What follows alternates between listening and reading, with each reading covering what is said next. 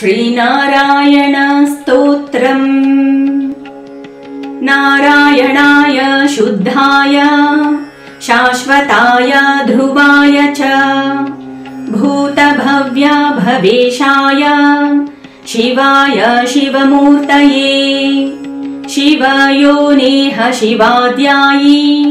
शिवपूज्यतमाय च घोररूपाय महते युगान्तकरणाय च विश्वाय विश्वदेवाय विश्वेशाय महात्मने सहस्रोदरपादाय सहस्रनयनाय च सहस्रबाहवे चैव सहस्रवदनाय च शुचिश्रवाय महते ऋतुसंवत्सराय च ऋग्यजुः सामवक्त्राय अथर्वशिरसे नमः हृषीकेशाय कृष्णाय द्रुहिणोरुक्रमाय च बृहद्वेगाय तार्क्ष्याय वराहायैकशृङ्गिणे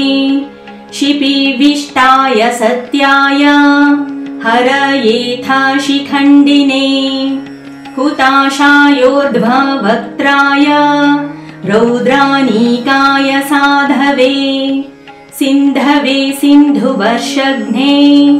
देवानां सिन्धवे नमः गरुत्मते त्रिनेत्राय सुधर्माय वृषाकृते सम्राडुग्रे संकृतये विरजे सम्भवे भवे वृषाय वृषरूपाय विभवे भूर्भुवाय च दीप्तसृष्टाय यज्ञाय स्थिराय स्थविराय च अच्युताय तुषाराय वीराय च समाय च जिष्णवे पुरुहूताय वसिष्ठाय वराय च सत्येशाय सुरेशाय हरयेथ शिखण्डिने बर्हिषाय वरेण्याय वसवे विश्ववेधसे किरीटिने सुकेशाय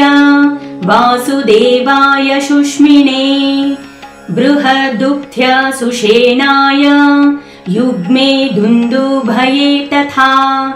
भये सखाय विभवे भरद्वाजाभयाय च भास्कराय च चन्द्राय पद्मनाभय भूरिणे पुनर्वसुभृतत्वाय जीवप्रभविषाय च वषट्काराय स्वाहाय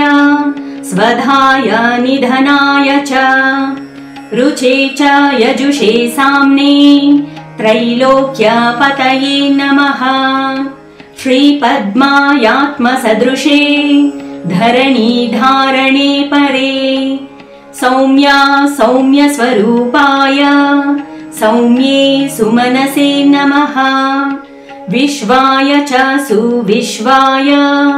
विश्वरूपधराय च केशवाय सुकेशाय रश्मिकेशाय भूरिणे हिरण्यगर्भाय नमः सौम्याय वृषरूपिणे नारायणाग्र्य वपुषे पुरुहूताय वज्रिणे वर्मिणे वृषसेनाय धर्मसेनाय रोधसे मुनये ज्वरमुक्तायै ज्वराधिपतये नमः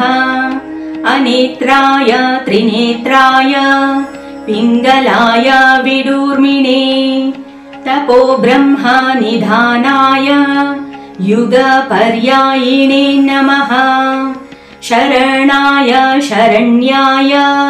शक्तेष्ट शरणाय च नमः सर्वभवेशाय भूतभव्यभवाय च पाहि मां देवदेवेश कोऽप्यजोऽसि सनातनः एवं गतोऽस्मि शरणं शरण्यं ब्रह्मयोनिनां स्तव्यं स्तवं स्तुतवतस्तत्तमो मे प्रणश्यत इति श्रीनारायणस्तोत्रम् सम्पूर्णम्।